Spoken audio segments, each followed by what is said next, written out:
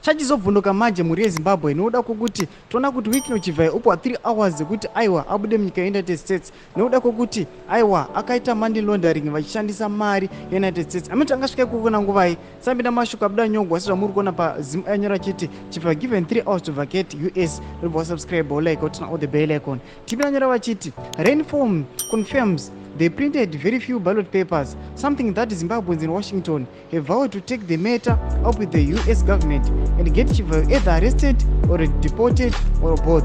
The Chivhayo leaks reveal that he did money laundering with the US current money. All this is happening just as Zimbabweans in SA are organizing a mass demo at the Rainform offices.